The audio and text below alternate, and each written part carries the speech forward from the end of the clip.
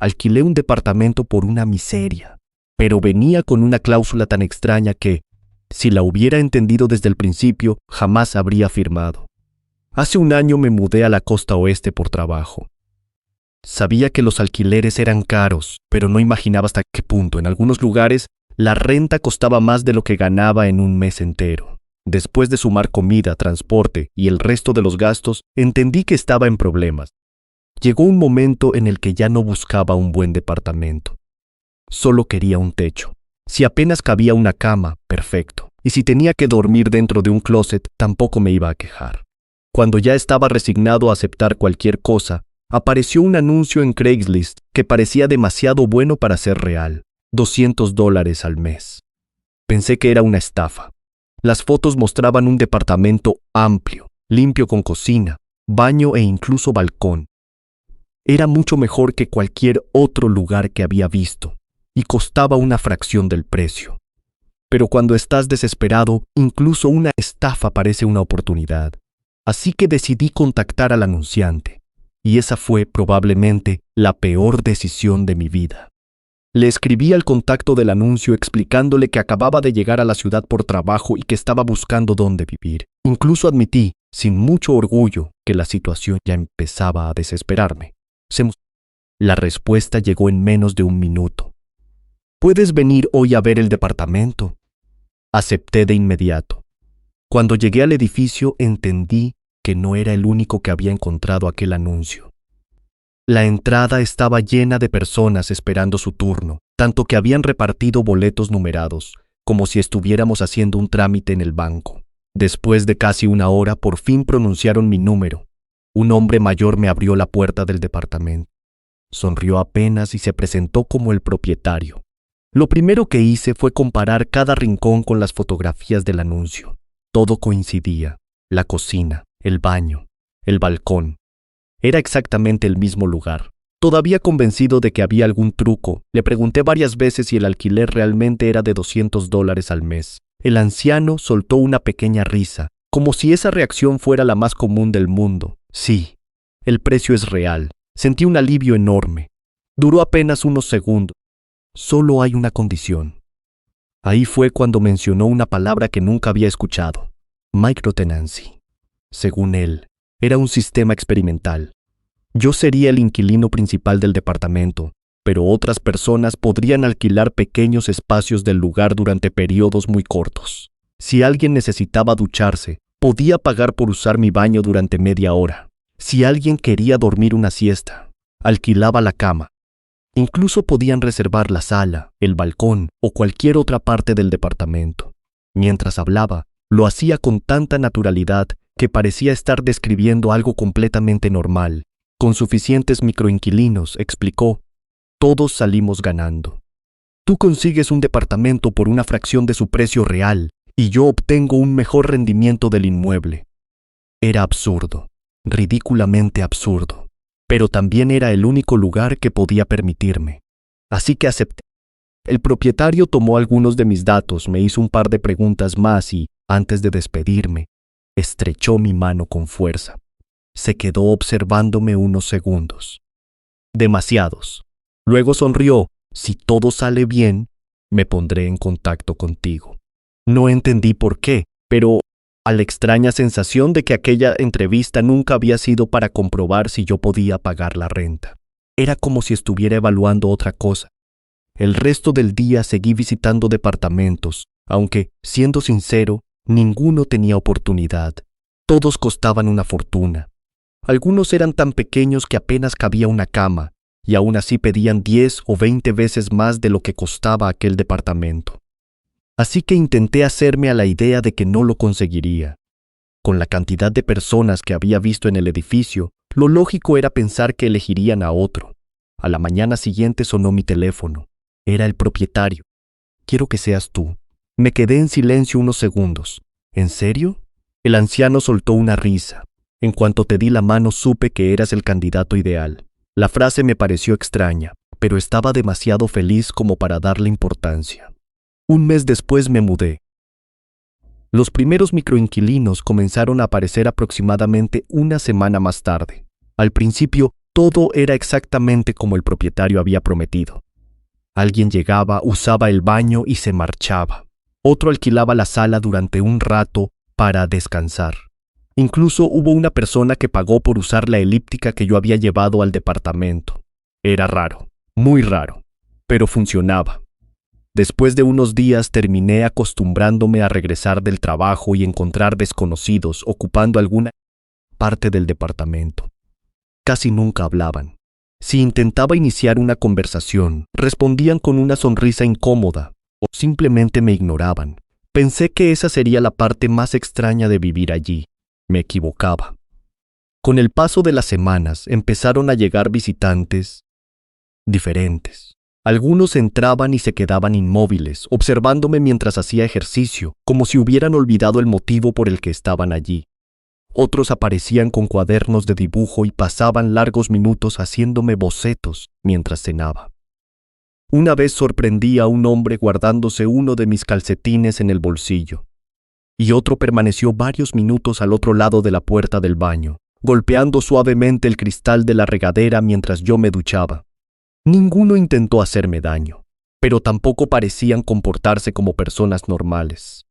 Pensé en contárselo al propietario. Sin embargo, había un problema. Si me quejaba demasiado, y si simplemente me desalojaba, después de todo, seguía pagando solo $200 al mes. Así que decidí soportarlo. Hoy daría cualquier cosa por haber tomado otra decisión. Una noche me despertó una sensación extraña. Algo me estaba rozando la cara. Todavía medio dormido, abrí los ojos poco a poco. La habitación estaba completamente a oscuras, pero alcancé a distinguir una silueta inclinada sobre mí. Había alguien de pie junto a mi cama, y tenía las manos apoyadas en mi rostro. Di un salto hacia atrás. La figura soltó un pequeño grito, retrocedió de inmediato y salió corriendo hacia la puerta. Durante un segundo me quedé paralizado, intentando entender qué acababa de pasar. Después reaccioné. Salí detrás de esa persona, pero apenas había dado 2 pasos cuando ya había desaparecido. No importaba si había cerrado la puerta con llave. Todos los microinquilinos tenían acceso al departamento, y eso significaba que cualquiera podía entrar incluso mientras yo dormía. El resto de la noche me quedé sentado junto a la puerta, completamente despierto. Cada crujido del edificio me hacía mirar hacia el pasillo. En cuanto terminé de trabajar al día siguiente, fui directamente a buscar al propietario. Apenas le conté lo ocurrido. Su expresión cambió por completo.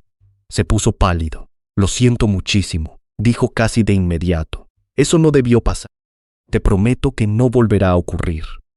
Parecía sinceramente avergonzado. Incluso me ofreció un descuento del 50% en el alquiler de ese mes. No era una gran diferencia. Ya pagaba muy poco, pero el dinero no era lo importante. Había algo que no terminaba de encajar. ¿Por qué reaccionó tan rápido? ¿Por qué no parecía sorprendido? Acepté las disculpas y regresé al departamento, pero la inquietud seguía ahí. Cada vez que recordaba aquellas manos sobre mi cara, sentía un escalofrío, y había una pregunta que no dejaba de repetirse en mi cabeza. Si ese visitante había entrado una vez, ¿cómo podía estar seguro de que no lo había hecho antes? Esa misma noche compré una cámara de visión nocturna. La instalé en una esquina de la habitación, apuntando directamente hacia mi cama. Mi idea era grabar una sola noche. Solo quería demostrarme que todo había sido un caso aislado. 3 noches después revisé las grabaciones, y desearía no haberlo hecho. En el primer video, exactamente a las 2 de la madrugada, escuché el clic de la cerradura. Un desconocido abrió la puerta de mi habitación, se acercó lentamente hasta mi cama, y se quedó observándome. No durante unos segundos, durante casi 1 hora. Después salió. Minutos más tarde entró otro. Luego otro, y otro más. Ninguno hablaba, ninguno tocaba nada. Solo permanecían inmóviles alrededor de mi cama, mirándome dormir. Aquello ya no era un acuerdo extraño de alquiler. No. Había algo mucho más oscuro ocurriendo dentro de ese edificio. Intenté convencerme de que aquellas grabaciones no significaban nada. Nadie me estaba haciendo daño, nadie hablaba. Nadie tocaba mis cosas, solo me observaban. Y por absurdo que suene, durante un rato logré creer que podía seguir viviendo así. Después de todo, seguía pagando apenas $200 al mes. Pero esa sensación duró muy poco. La noche siguiente decidí no dormir. Me acosté en la cama, apagué todas las luces y fingí que estaba profundamente dormido. Esperé. El apartamento permaneció en silencio durante horas, hasta que, poco después de las 2 de la madrugada, escuché el clic de la cerradura. Alguien acababa de entrar. Oí unos pasos lentos arrastrándose por el pasillo. Después, silencio. Sabía que había alguien junto a mi cama. Un minuto más tarde volvió a sonar la puerta. Entró otra persona, luego una tercera, después una cuarta. Cada vez que la cerradura hacía clic, sentía que el pecho se me cerraba un poco más. No hablaban, no susurraban. No susurraban, simplemente entraban, caminaban hasta mí inmóviles. Esperando.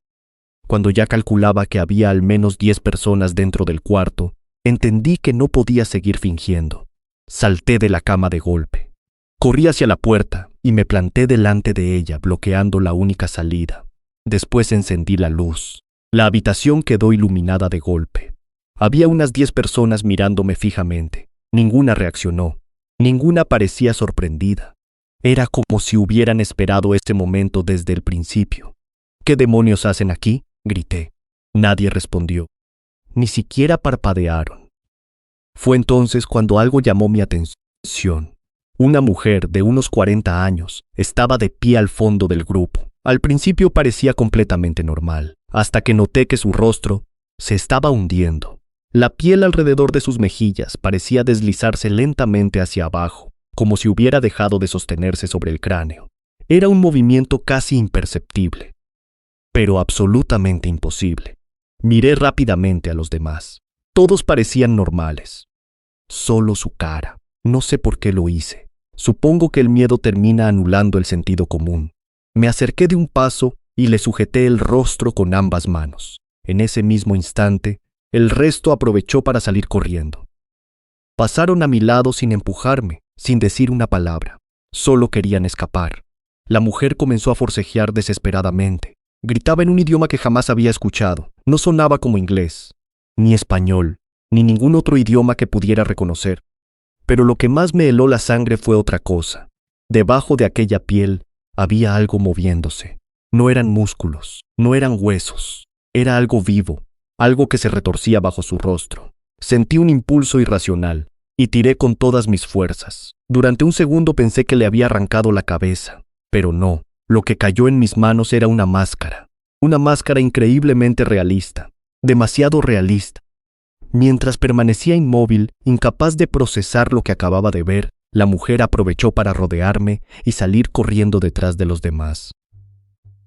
Solo alcancé a verla de espaldas durante un instante. Fue suficiente.